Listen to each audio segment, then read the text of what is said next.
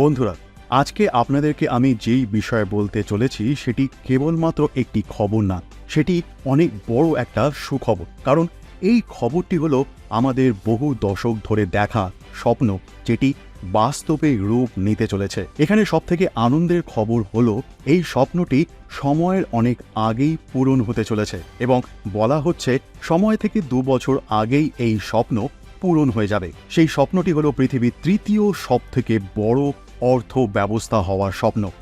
SBI এর economic research ডিপার্টমেন্টের report সামনে চলে এসেছে এবং এই রিপোর্টটি পুরো বিশ্বকে অবাক করে দিয়েছে। এই রিপোর্টে বলা হয়েছে এখনো পর্যন্ত সারা পৃথিবী এইটা মেনে আসছিল ভারত 2029 থেকে 30 পর্যন্ত পৃথিবীর তৃতীয় সবথেকে বড় অর্থ ব্যবস্থা হয়ে যাবে এবং জাপান ও জার্মানিকে পিছনে ফেলে দেবে। কিন্তু এখন এই পুরো পরিসংখ্যান পরিবর্তন হয়ে গেছে, কারণ সম্প্রতি যেই সমীকরণ তৈরি হয়েছে, বিশেষ করে জার্মানি এবং জাপানের ভিতরে এখন যেই ইকোনমিক সিচুয়েশন তৈরি হয়েছে তাকে নজরে রেখে এবং এখন জার্মানি, জাপান ও ভারতের যে অর্থনৈতিক উন্নতি রয়েছে তাকে গণনা করে এটা জানা গেছে যে ভারত 2 বছর আগেই এই টার্গেটকে ছুঁয়ে ফেলবে।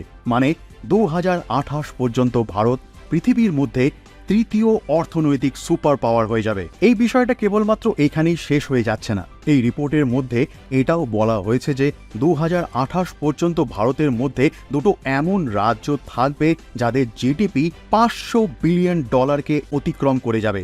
তাদের মধ্যে প্রথম হলো মহারাষ্ট্র এবং দ্বিতীয় হলো উত্তরপ্রদেশ। আর বলা হচ্ছে যে এদের জিডিপি ভিয়েতনাম এবং ফিলিপিন্সের মতন দেশের থেকে অনেক আগে থাকবে এবং পাকিস্তানের মতন দেশের টোটাল জিডিপি থেকে দ্বিগুণ হবে উত্তরপ্রদেশের জিডিপি।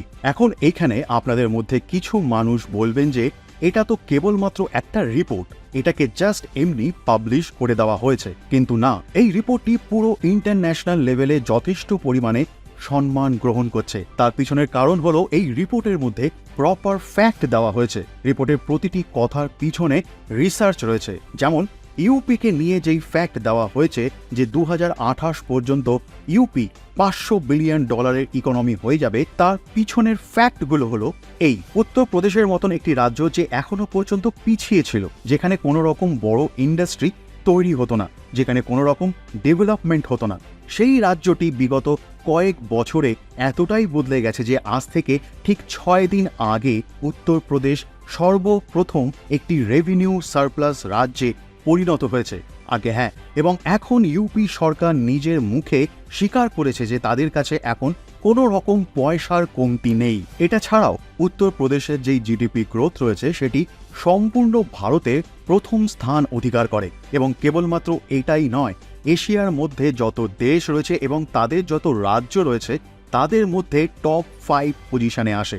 কম করে এখন উত্তরপ্রদেশের জিডিপি 8% গতিতে বেড়ে চলেছে এবং এই কারণেই বলা হচ্ছে যে উত্তরপ্রদেশের জিডিপি $500 বিলিয়ন সংখ্যাকে পার করে যাবে। এবার আসা যাক ভারতের জিডিপি অগ্রগতির দিকে। এই অগ্রগতির পিছনে দুটো ফ্যাক্টর রয়েছে। প্রথম হলো আমাদের জিডিপি ক্রমশ বেড়ে চলেছে এবং দ্বিতীয় ফ্যাক্টর হলো আমাদের যেই প্রতিযোগী দেশগুলো রয়েছে তাদের অবস্থা ক্রমশ খারাপ হচ্ছে।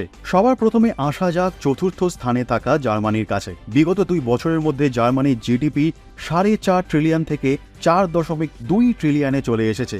সেখানে ভারতের জিডিপি 3 ট্রিলিয়ন থেকে বেড়ে গিয়ে 3.7 ট্রিলিয়নে চলে এসেছে, যার মানে এটা দাঁড়ায় যে ভারত এবং জার্মানির মধ্যে এখন মোটামুটি $4.5 বিলিয়ন পার্থক্য রয়ে গেছে। আর ভারত 1 থেকে 1.5 বছরের মধ্যে এই পার্থক্যকে মিটিয়ে ফেলতে পারে। এটা ছাড়াও জার্মানির জন্য এই সমস্যা রয়েছে যে জার্মানির অর্থ ব্যবস্থা ক্রমশ সংকীর্ণ হচ্ছে, যার মানে দাঁড়ায় তাদের জিডিপি গ্রোথ প্লাসে নয় মাইনাসে রয়েছে। সেই কারণে জার্মানি এখন অর্থনৈতিক মন্দার মধ্যে রয়েছে। আর সেইখানে ভারতের জিডিপি গ্রোথ পৃথিবীতে এখন 1 নাম্বার পজিশনে রয়েছে। তাই এখন ভারতের কাছে এই সম্ভাবনা রয়েছে যে ভারত জার্মানিকে খুব সহজেই পিছনে ফেলে দেবে। এবার যদি আমরা জাপানের কথা বলি, সেখানে জাপানের অবস্থা জার্মানির থেকেও দুঃখজনক। জাপানের জিডিপি গ্রোথ ক্রমশ নিচের দিকে তো আসছেই, তার সাথে সেখানে জনসংখ্যার অবস্থাও খারাপ। আপনারা জেনে অবাক হবেন যে বিগত 1 বছরে জাপানের জনসংখ্যা খুব দ্রুত গতিতে নিচের দিকে চলে এসেছে এবং এই কারণেই এখানে ইন্ডাস্ট্রি সঠিকভাবে বেড়ে উঠতে পারছে না এবং এটার প্রভাব জাপানের জিডিপি গ্রোথের উপরেও দেখা যাচ্ছে। কিন্তু তাও ভারত এবং জাপানের মধ্যে 1 ট্রিলিয়নের তফাৎ রয়েছে, আর ভারত এই পার্থক্যকে পার করতে পারে আমেরিকার সাহায্যে। এখন আমেরিকা এবং চীনের মধ্যে যেই শত্রুতা রয়েছে সেটি ক্রমবর্ধমান, আর এই সুবিধা ভারত যথেষ্ট পরিমাণে পাচ্ছে, কারণ আমেরিকা তার সকল ইন্ডাস্ট্রিকে এবং তাদের বড় বড় কোম্পানিগুলোকে এটা বলছে যে তারা যেন চীনের মধ্যে কোনো রকম কার্যকলাপ না করে। আর আমেরিকার কোম্পানিগুলো ঠিক এমনটাই করছে, কারণ তারা চীনের বদলে এখন ভারতকে তার অল্টারনেটিভ হিসেবে দেখতে শুরু করে দিয়েছে, কারণ ভারত আর চীনের জনসংখ্যা এখন দেখতে গেলে পরে অনেকটাই এক, আর তার সাথে ভারতের ম্যানুফ্যাকচারিং কস্ট অনেক কম।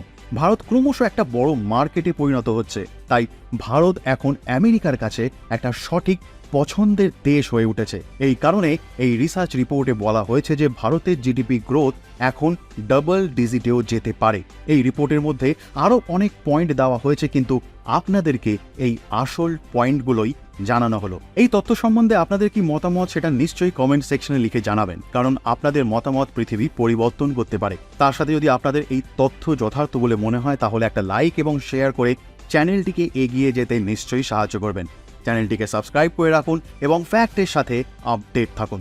জয় হিন্দ।